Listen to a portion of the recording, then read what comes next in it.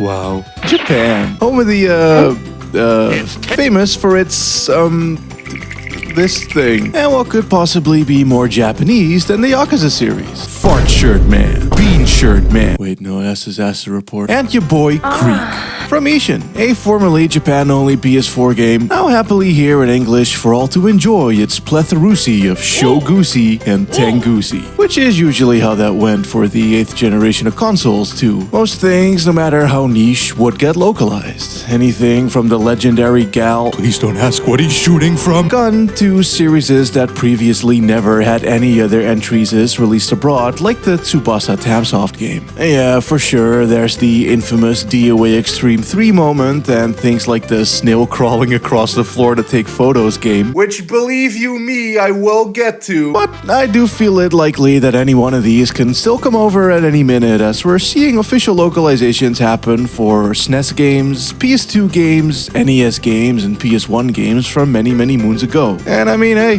going back to my buddy Bean Shirt Man, he's from Disaster Report 4, a heckin' cancelled PS3 game that ended up on 4 ages later. So we really do be living in the type of goated era for localizations.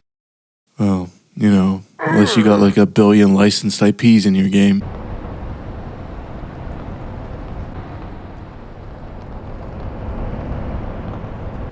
Wow, Japan, perfect for a calming, soothing, peaceful little walk. Oh my god! It's Mega Man! And also these robots from that Evangelion thing people keep telling me I'm influenced by. And some classic monsters like Godzilla. Yeah, that's right, bitch. It's City Shrouded in Shadow, a Disaster Report spin-off where not the forces of nature are causing you grief, but instead, it's copyright. As this is a game from the POV of those and these stuck up in the big boy critter versus roboy action most properties would have put the focus on. Well, it's not entirely true, most of those have very human elements, but it's rare to be able to be so vividly on the ground as a literal nobody just trying to get the heck to safety. Min-maxing scale and detail like a fucking pro to convey precisely that. I mean, the clippingly loud viscerality of the destruction, coupled with the sheer size of these things being so towering that merely putting a foot down is enough to have buildings crumble in real time as shit catches fire while everyone runs past screaming in every which direction. I'll sell the experience excellently alone, but what really helps is having things to contrast all of that with. Like the little character moments of the many people you meet, or the wee times of quiet in the bits of the city unaffected or since left alone, like perusing a kombini, riding the train, driving a car. People throwing concerts and folks trying desperately to clamor onto normalcy by just sticking to their jobs. それでは私は他の人を救助しに行きますので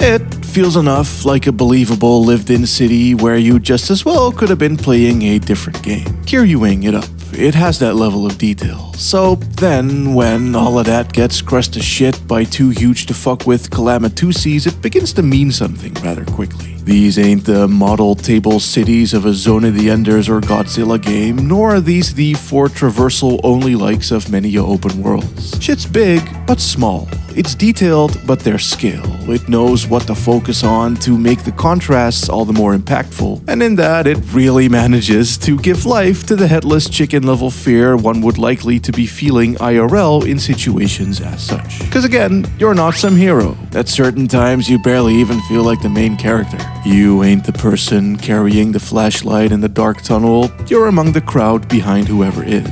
You are running circles, panicking, confused as to where to go, which group to stick to, or which person yelling your way to believe or trust in the moment, trying simply not to get crushed to death. Running towards sets of stairs or a bridge only to have them blow up in face. riding bikey betwixt big ol' leggies, and if you're in buildings, they can come down at any moment in real time too. This may very well be the only game in existence where a skyscraper gets clean-cut anime halved while you are in it as a regular person. It's quite a sight to see. Yeah, sure, these are scripted triggers by and large, but due to the sheer spectacle of it all, it's hard to even notice it functioning so rudimentarily. Thing is, too, I'd wager that due to its many licenses, it may have had a bit more budget to work with than your average Raw Danger Toshi, and where that do make shit look nice, fret not, it still has hecka jank to go around, which I would argue is very much a good thing. For example, the slightly flaccid game feel or the manner in which it rips the camera away from you and how that affects the controls in a rather Sonician fashion, or the audio mixing off being way too loud and distorted, all contribute to the insane sense of chaotic destruction and the powerlessness that it breeds. Cause it would be hard to orient oneself, even with the spatial awareness you'd have in person as opposed to game, and it would be hard to suss out what the fuck is actually going on when enveloped by smoke, fire, and flying shards of glass. Most people probably would close their eyes and go fetal if anything, so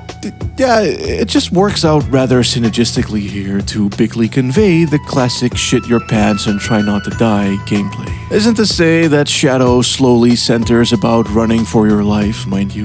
It has puzzles, key findings, fun vehicles, many a person to chat with, an area to explore. Same way the story isn't simply boo, scary monsters. There's tons of subplots involving corporations, journalists trying to make do, children in peril, and bad men trying to track a bitch down due to evil dealings witnessed. It's got stuff, adventure even. From eating the big curry at the colorful gorilla restaurant and stowing away on a giant tanker ship, to survival horroring through a empty research center. I for real adore all the fun places it takes you to. Hamburgers. Also, fuck with the visuals. It shares hella with DR4 as it has that same exact super clean look about it. Very filtered, not low on detail per se in regards to the volume of models placed, though even then we can still get a little penis-y.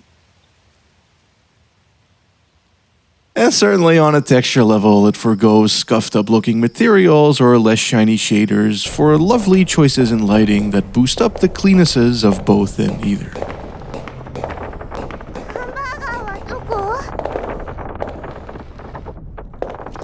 It legit reminds me of how many indoor environments looked in PS2 games. Soft hues, almost as if subtle gradients, and low detail just way sharper looking. Maybe not quite apt for a disaster setting, but it's at least in line with what the PS2 outings were like visually, and I also simply love the vibe in general. Plus, it makes very cute references to said outings. This bridge area already began to feel like a fun throwback to one with the cafe floor giving out in almost the exact same way, but then, look, Mr. Motherfucker himself. Not blonde, of course, but if this does ever get localized, you can bet your ass I'll be upset if this one NPC model over here does not have auspiciously bleached hair. And hey, it even brings back the exact heaters from Raw Danger, and to be honest, by the time fucking Mothra flew over with glitched penis audio,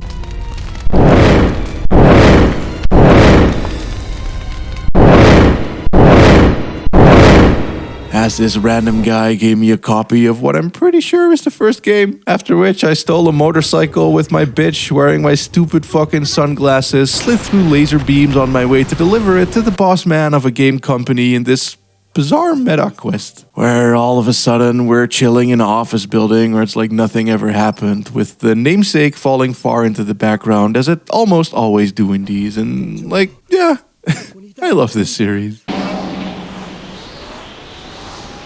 Precisely. Just like 1. Just like in 4.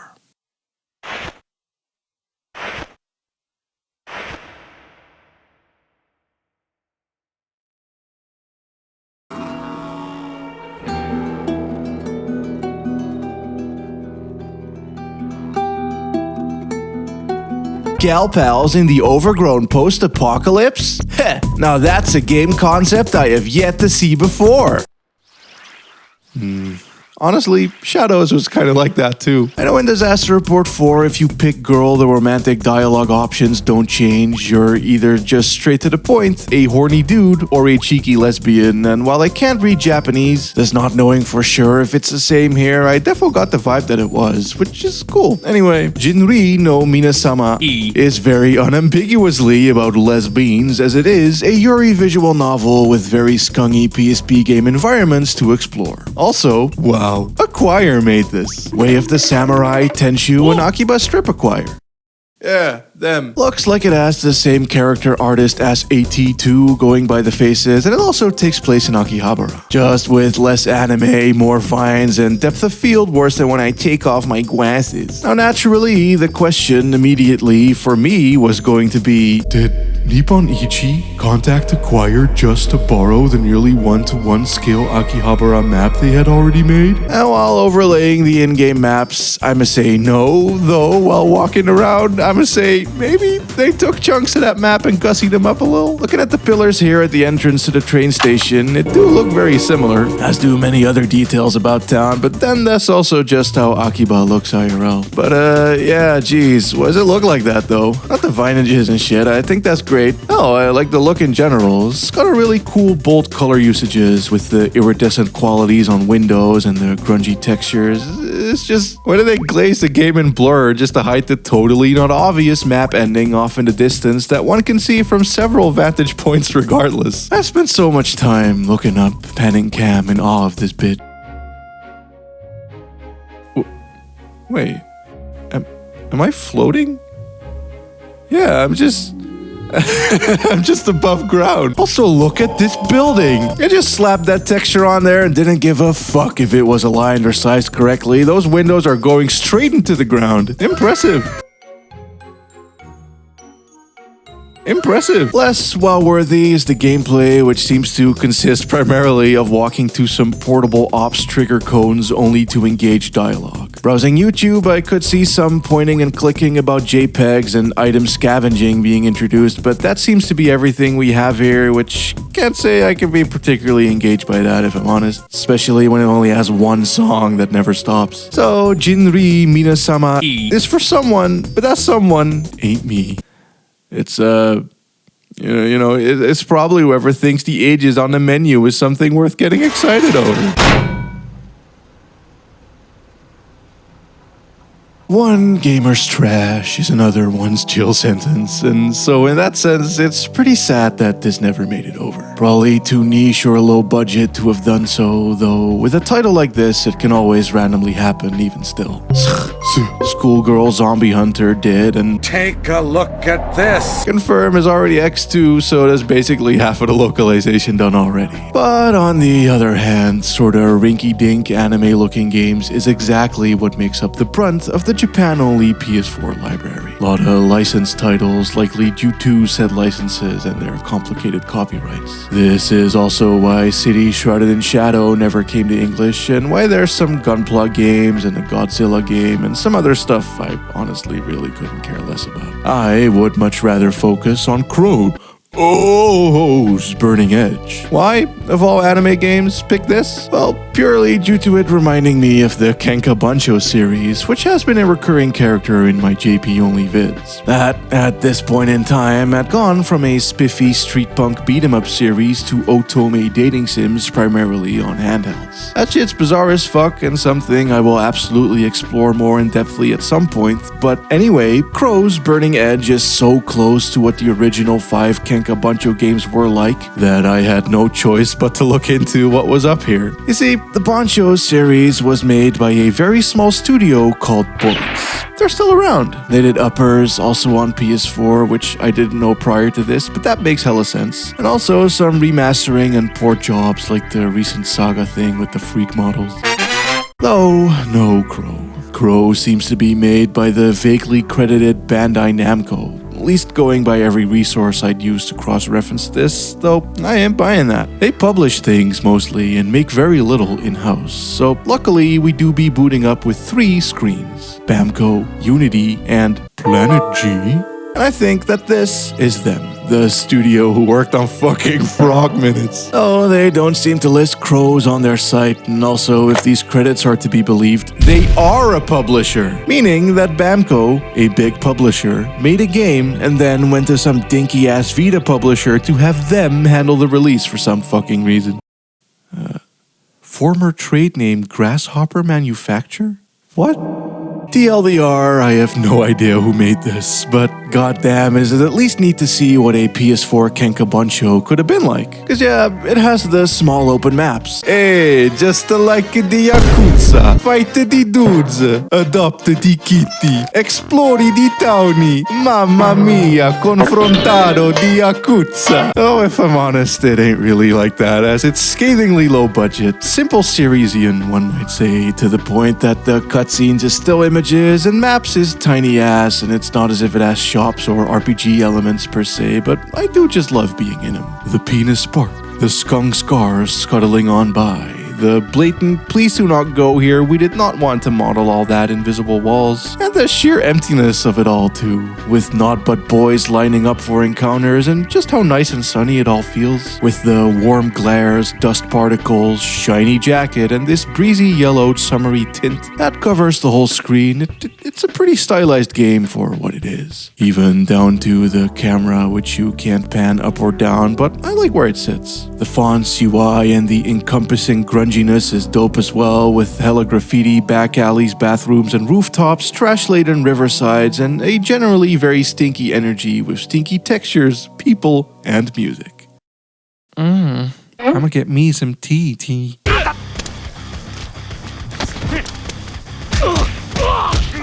It's a very angry game, to be honest.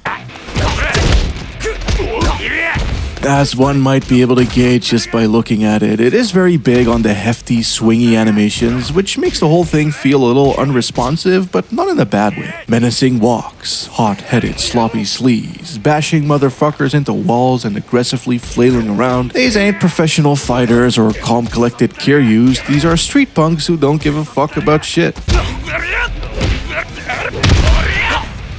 And that feel is super present in the controls. This sort of drunken, kinesthetic heaviness, boasting viscerally cathartic, bone-breaky, meat-slappy sounds. I deeply fucks with it. Oh, it does play a little bit like a mid-tier PS2 beat-em-up. The OG Kenkabancho rather than the later PSP outings, or fucking Street Boys, or whatever the fuck. Also, the vibe visually is a little PS3, if you ask me. It's giving Yakuza Okinawa. As even Ishin demonstrates, the more AA runs of the PS4 library often carry many a PS360 aesthetical hallmarks even still.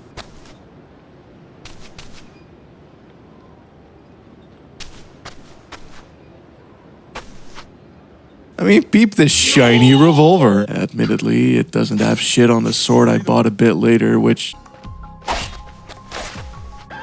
I legit thought this thing had broken shaders, but nah. A mysterious, sturdy katana that admits a blinding glare. Yeah, you can fucking say that again, Jesus Christ. Anyway, Crows is neat. Appropriately meat-headed. Patreon credits.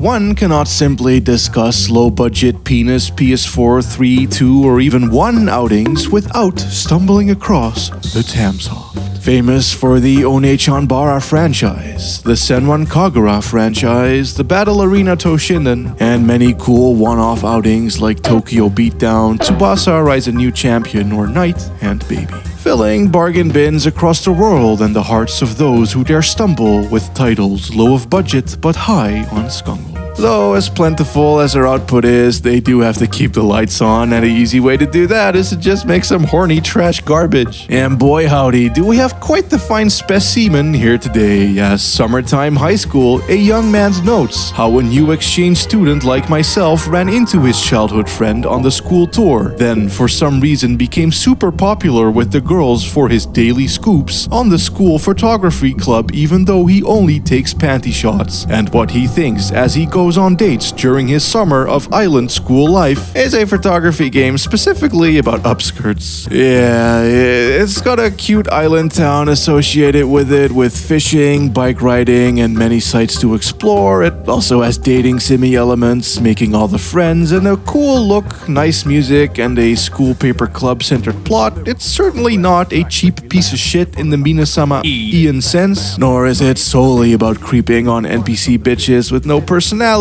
but it clearly knows what it's aiming for too. And also, it's inspired by Skyrim. One day, while playing Skyrim, I suddenly became able to marry an ugly woman. At that moment, my back broke and I fell over. Oh, I wish this girl was purer and prettier. And then it hit me. I was like, just make it. I don't want a dragon. No equipment needed. I don't need a guy asking me to drink something like honey. What you need is a space where you can have pure love, attractive people, and entourage. Nobuyuki Okajima, lead producer. Yes, the reason this is a kinda open-worldy JRPG panty game is because Skyrim had ugly bitches. I call it sexist pig-like behavior, which it kinda is, but it's also really fucking funny. And hey, it's honest. It'd be easy for me to actually non-sarcastically do a wacky/horny WoW Japan moment simply playing some of Summertime's gameplay and going, wow, Japan. But as I spoke about all the way back in my Stranger of Paradise video, that shit went from whatever the fuck Adam Sandler is doing over here to a sort of disregarding of creative intent when it comes to tonal shifts or things like maybe not being too serious. Like in that case there, it was the commonly cited notion that Stranger of Paradise was made only to be cool and that it being funny couldn't possibly be because the people creating it had any sense of self-awareness, or that Yakuza games going from funny times to serious times is somehow a failure of writing when the way tone is used in Japanese storytelling has always been different to how it's been in American media. Also, I think embracing the inherent absurdity of gameplay and all that it brings is a good way to move the art form of games forward in a way unique to it. So, on that note, the absurdity of this you see before you right here is, I think, also meant to be funny. Because I mean, fucking look at it. And the nice, cute, cool times are also exactly that. And sure, it's meant to appeal to whom this could appeal to. You can have that cake and eat it. That's what a cake is for. Besides, I ain't gonna act like porn can't be art. Art can certainly be horny. I've been forced to watch art house movies in school, and some of those feel a fuck of a whole lot grosser than anything in this game, especially when pretenses get involved, which I would argue this doesn't have. The title, too, borders on parody, and that interview I quoted earlier is fucking hilarious. Homie's shitposting his way through it all, having a great time, trash-talking the PS3 port, talking about how it totally isn't a kusoge, being that it has pretty nostalgic environments, whatever that means, and expressing how proud he is at his team for putting the open world together. And yes, all of what I'm saying currently is a preemptive shield to set up the notion that I genuinely had a pretty great time with this. In my restless dreams, I see that town. Summertime high school, a young man's notes how a new exchange student like myself ran into his high school friend on the school tour. It's got a rather chunky look about it, with soft glows, slightly paint-related textures, polys that are conservative yet pop with hecka bold colors and cool contrasts. Palm trees, breezy schools, funky bars, and many cats. Unlike most of the shits I spoke about so far, Summertime High actually is quite detailed. I mean, just a simple act of putting some gubbins on top of a locker or some chairs stashed away in a corner helps Heko in adding a sense of life to the setting. Same way all its NPCs is chattable as they go about their routines. Kids got classes to walk to, cafeterias to chill in. School's out, so I'm walking home with the homies. Even the animals got places to be, and due to its semi-systems, we even get to experience nice days off in casual wear. Fully embracing that same Boku no Natsuyasumi freewheelin' bikey vibes, cruising with the no pedals downhill. What I'm saying is that I can always respect a game where the player can straight up just sit. Not for no mechanics, just sit.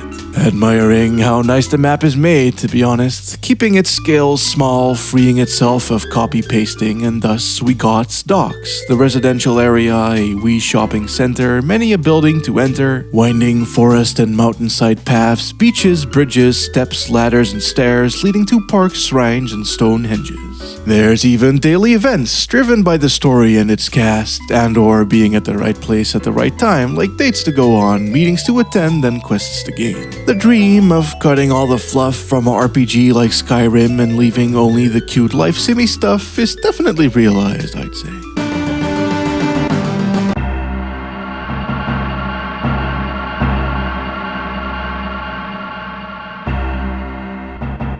I wasn't ready though for the snail shit to be so stealthy. I mean, it makes sense.